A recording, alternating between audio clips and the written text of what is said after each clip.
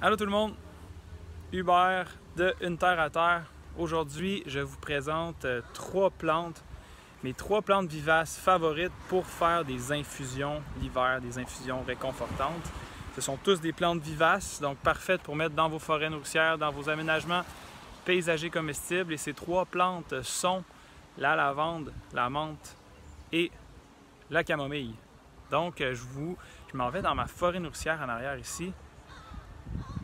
Donc, je suis vraiment content étant donné que c'est la deuxième année et puis elle a vraiment pris de l'ampleur.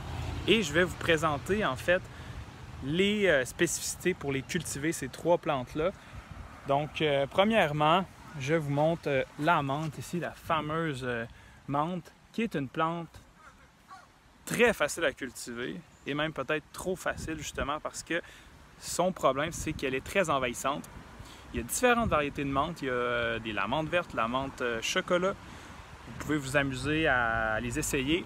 Mais ce qui est important de savoir, c'est vraiment qu'il faut essayer un peu de la contraindre, donc de lui mettre peut-être des bordures incrustées dans le sol pour éviter qu'il y ait des racines qui fassent d'autres menthes à côté. On peut aussi la mettre à la mi-ombre pour ralentir sa progression. Ça, c'est intéressant parce qu'on laisse de la place du soleil à d'autres espèces qui en ont peut-être un peu plus besoin.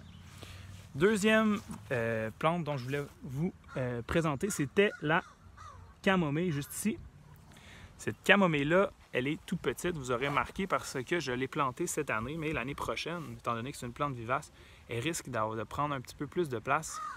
Et donc, c'est la fleur qu'on va consommer.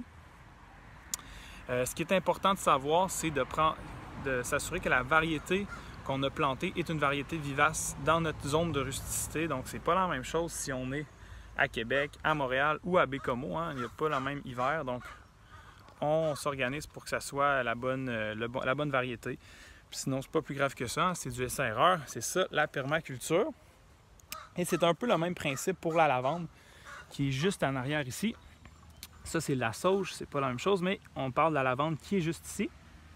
Donc, on consomme les fleurs, les magnifiques fleurs. Et puis, voilà, donc on s'assure aussi, comme la camomille, que la variété qu'on a est vivace. Et donc, la lavande, ce qui est intéressant, c'est qu'on peut aussi la mettre en dessous de notre oreiller. Ça a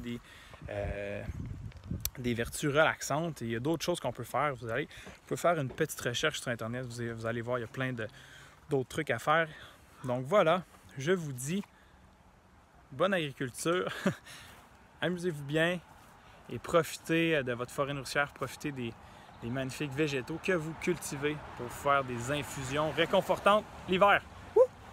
Salut!